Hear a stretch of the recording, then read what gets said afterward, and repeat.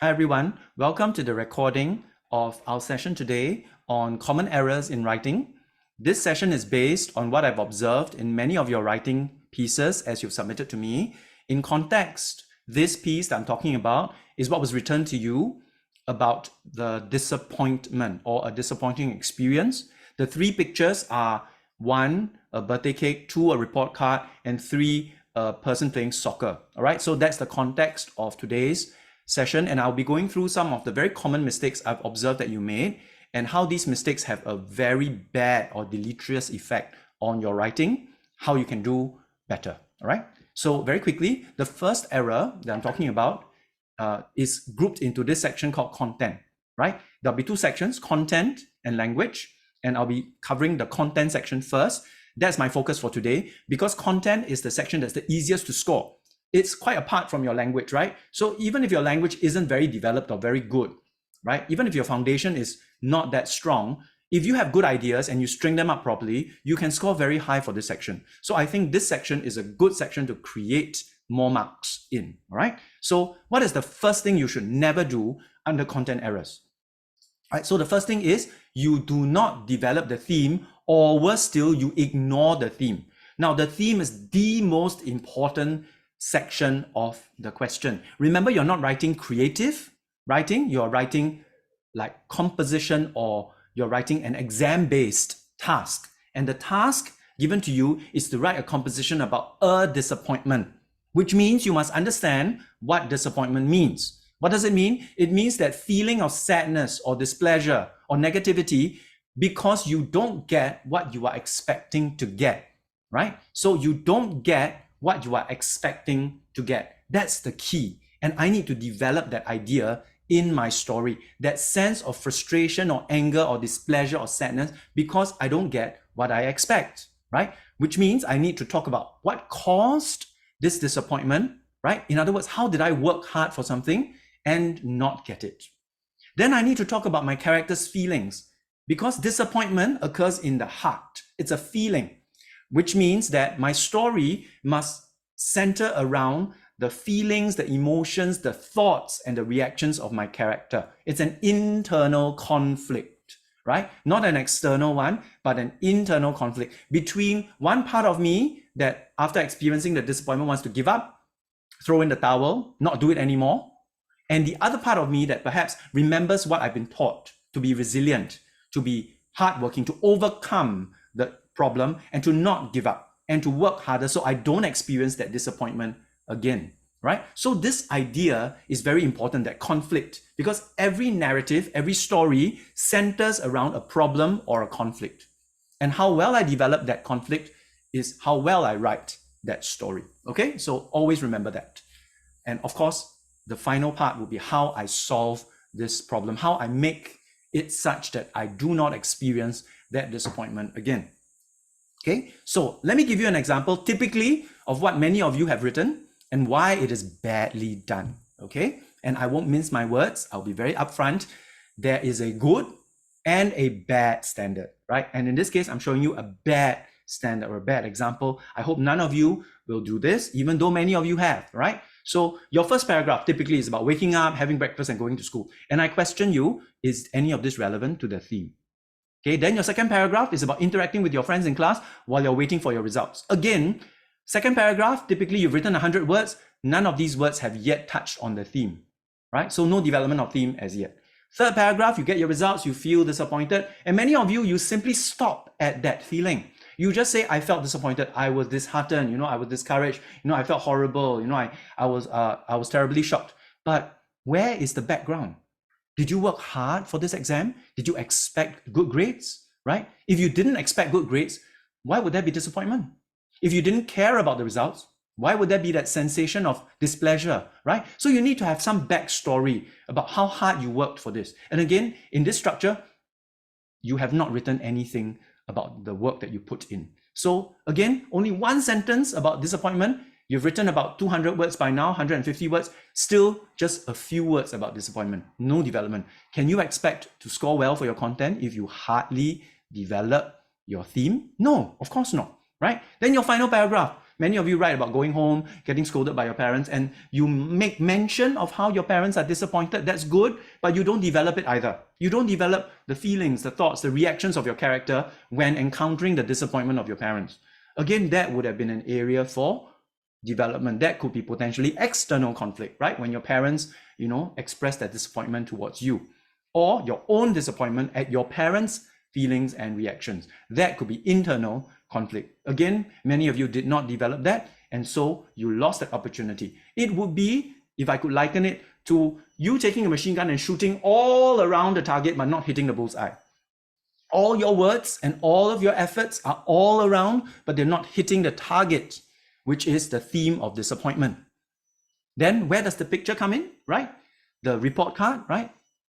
Again, you're not using that report card and that result to center your story around the theme of disappointment. So if I may, I use the analogy of a scope, a scope on a rifle. And if you use that scope to target, that scope is like your picture, right? The picture of the report card is the telescopic sight that allows you to aim. And the target of what you are aiming for is the theme of disappointment. So you must make sure that everything you write hits the target, every paragraph. And how do you do this? I will show you in a positive example, right? So this is a negative example. This is a bad standard. I hope you don't follow this. And now I show you a good standard. How could you develop your story around a theme of disappointment, or in fact, any theme at all, right? Using the picture as the scope, right? So again, this is a bad example. Please don't follow this. It's insufficient development. It's something that you have not expressed or developed sufficiently.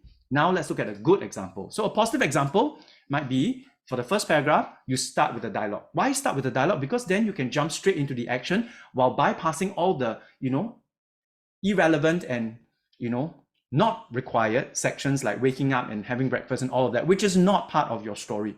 So, you might want to start with, class, I want everyone to check your results carefully as I give you your report books, right? The teacher might make an announcement, and then everyone receives their report books and you receive it and you're shocked and horrified and terribly devastated or disappointed.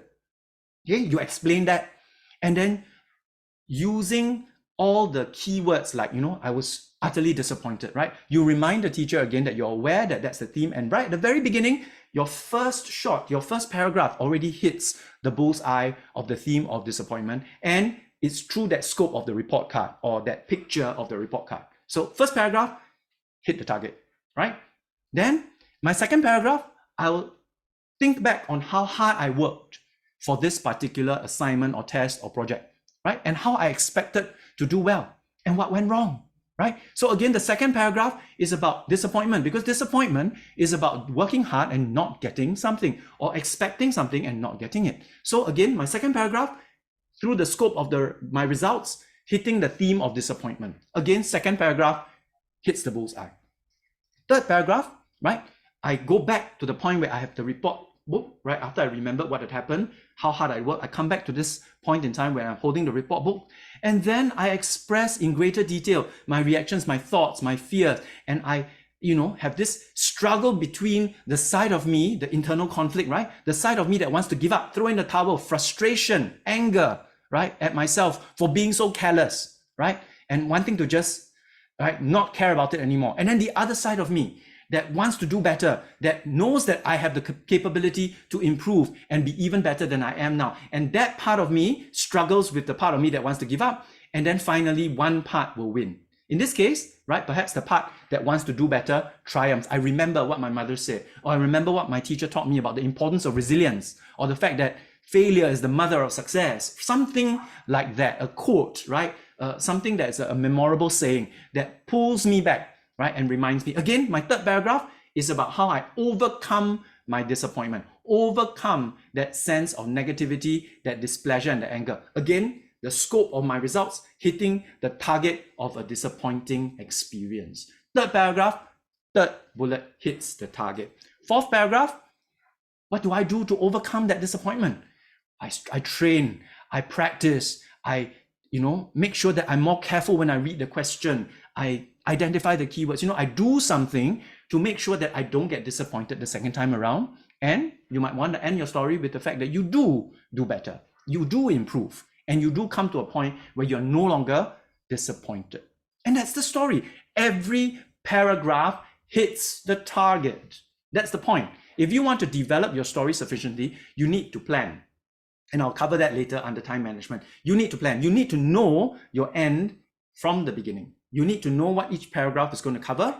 And every paragraph must hit the bullseye of the theme, whether it's a disappointment, or it's a happy occasion, or it's a celebration, or it's a kind act, or it's a mischievous act, or it's an unfortunate incident. Whatever the theme is, I need to be very clear that I'm going to hit it in every paragraph and as much of what I write as possible. Okay, so this is the point. You can end with a moral or coda, something I learned from the experience. I learned, that, hard work will bring me to a point of success. I can remember a quote. I can have a coda or lesson. Okay, so remember, developing your theme is the most important thing. And if you don't, that's the worst mistake you can make, because the story must center around the theme with the picture as its scope or boundary. Okay, so picture, theme. So the second point, appropriately enough, is about the picture. Okay, I am talking about the picture in the sense of only one, right? Some of you have a very bad habit, and I say this word bad without any reservations, right? Without any exceptions, it's a bad habit. Do not use all three pictures. This is no longer primary 1 and 2, where you have linked and sequential pictures that you are writing about. This is no longer that format. Under the upper primary writing format, each picture stands alone. If you try to link them together, you will end up with a disjointed, poorly linked, and undeveloped story. Okay, so only one picture should be chosen. How do you choose the picture? Very simple. You choose the picture you are most familiar with and you can write the most about. If you're a soccer player, you might want to focus on picture 3. If you've just celebrated your birthday in a very colorful and interesting manner, you might want to focus on picture 1. But remember, this is about the disappointment, so it cannot be successful. If you have nothing specific, then I would choose picture 2, which is what I've done. Because every student experiences the anxiety of receiving their results, right? And the disappointment sometimes of not getting what they expect in their results and report cards. So that's what I would choose as like a safe mid-ground. If I want to do well, but I'm not really expert at any of the other pictures, okay? So what happens when I choose all three pictures, right? Disaster, right? Disaster. Let me explain to you. Okay, so for example, let's say I choose all three pictures, right? So my first picture, the report book, I received my results in school, very disappointed, bad score. Then I rush home, and then I realized that, first picture, birthday cake, my friend has forgotten, or my family has forgotten to prepare for my birthday. Abrupt, sudden transition, change in setting, no proper development. And then because I'm disappointed that everyone's forgotten my birthday, I ask my friends to go out for soccer, but then they all cannot make it. Right? And then I'm disappointed because of that. Again, change setting to soccer, totally abrupt with very little connection that's valid and no time to develop, right? So you end the day in disappointment. Again, I hope you can see how these three pictures are poorly linked. There are too many characters and settings involved, resulting in you not being able to go deep in any one of them. And you have too many things to write about in that limited time of 50 minutes. And therefore, you end up doing nothing well, right? So it is better to choose one picture and do it very well. Way better. In fact, it is the only way to do it. PSLE is structured such that you write one linear story, not 3 parallel stories, because you simply don't have time to do that, all right? So focus on one picture, use that picture to frame your theme like a scope of a rifle, and then, make sure that every paragraph travels down that scope and hits the theme every single time. Keep the focus. Keep the focus is what I say, okay? So now let me move on to the next big section, which is language errors. So these are things that I've observed in many of your writings.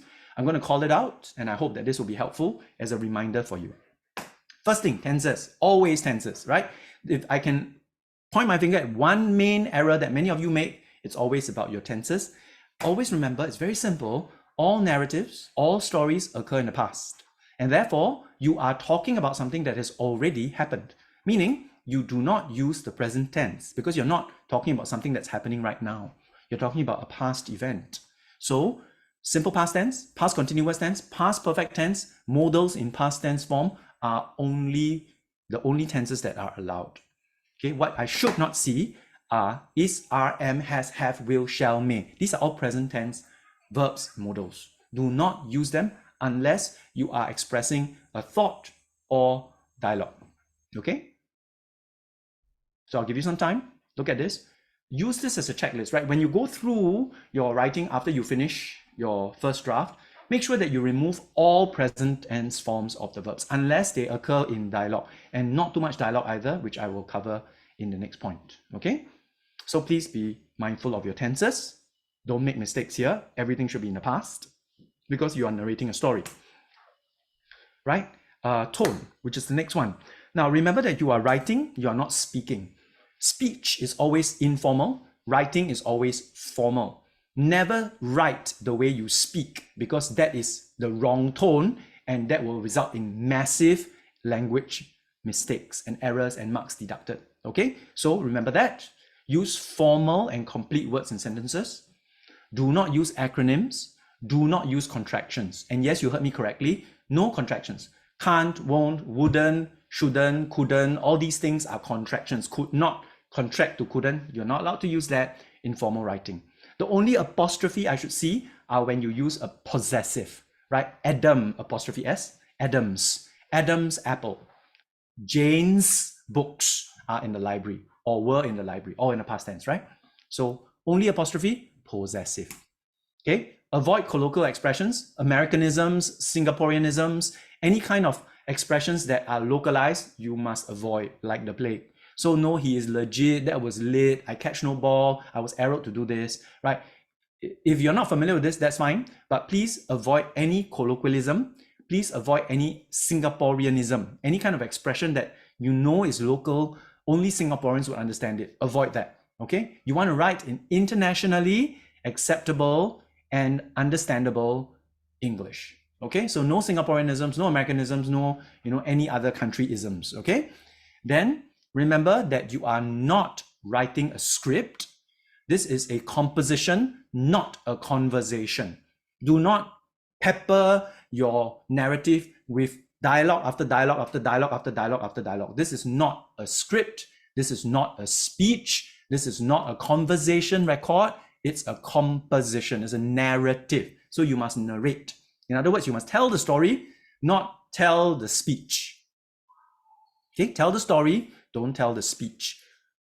Maximum 3 or 4 dialogues for your entire composition. I say that again, maximum 3 or 4 dialogues for the entire conversation. Okay?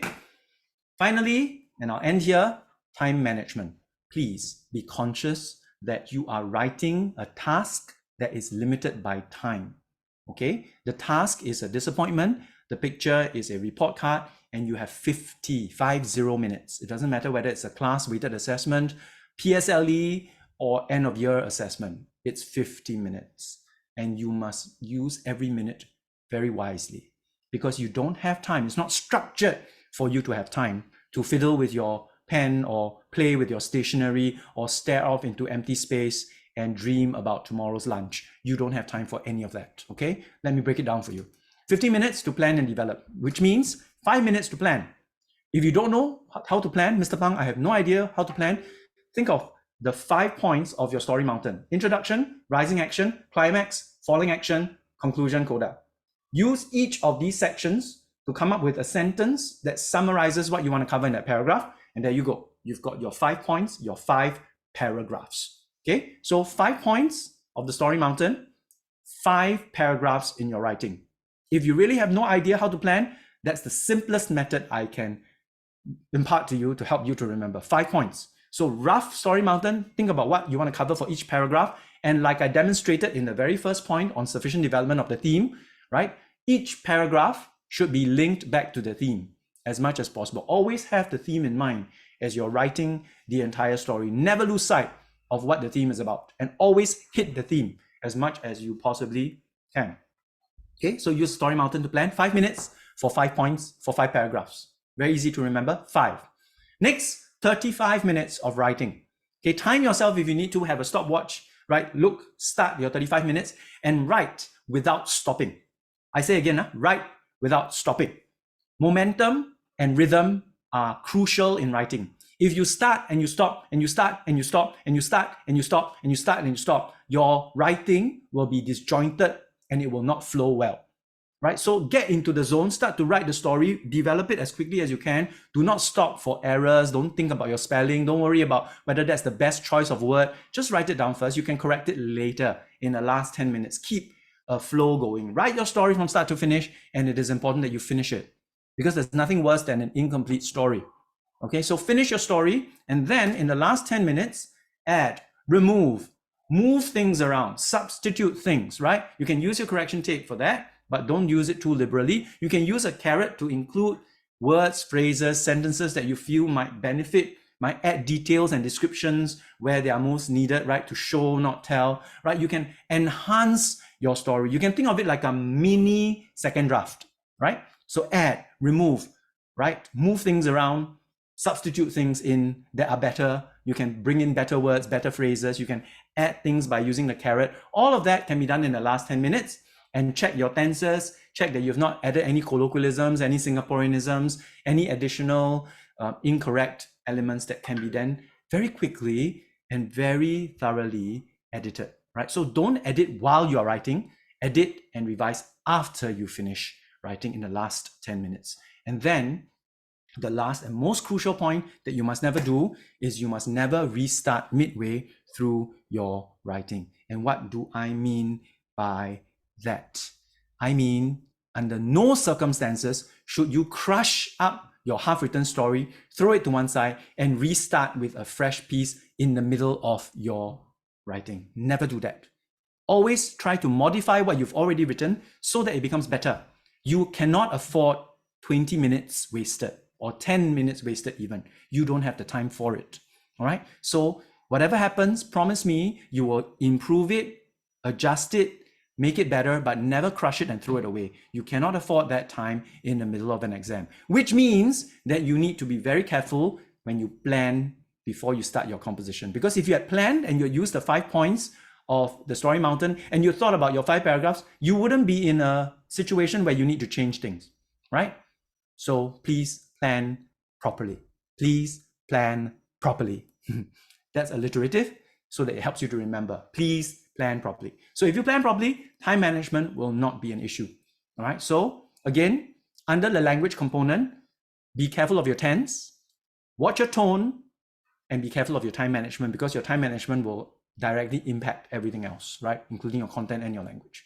I hope today's session has been helpful. If you need any further clarification on the comments I've written for you, or you need my help, right? Please let me know. Your assignment after today's session is to rewrite your current composition in the light of what I've just shared, taking reference from the big 7 strategies that I've given you on developing the climax, and using any tool at your disposal to make your writing as polished as possible. Submit a written copy to me by Friday, this coming Friday, right? Which is the 28th of April, this coming Friday, right? 28th of April. You can either write it out on foolscap paper, your draft. In other words, you improve your existing story with all the feedback I've given you and the content of today's video. Or you might want to even type it out, right? And use like your spell checker and your grammar checker to make it even better and more polished. That's fine, but you need to print it out for me, right? So I have a printed copy of your second draft by Friday, 28th of April, okay? I wish you all the very best, and I hope that today's video has helped you to better be more aware of your mistakes so that you can become better writers and communicators and more effective in the way that you bring your ideas across within that limited time that is an assessment or an examination, okay? I'm not advocating this for all kinds of writing. This is very narrow. It's for examination, okay? If you're writing creatively, you do not need to follow these guidelines, but this is for an exam or an assessment where you are being tested on your writing. All right, all the very best, and I'll see you in school. Bye.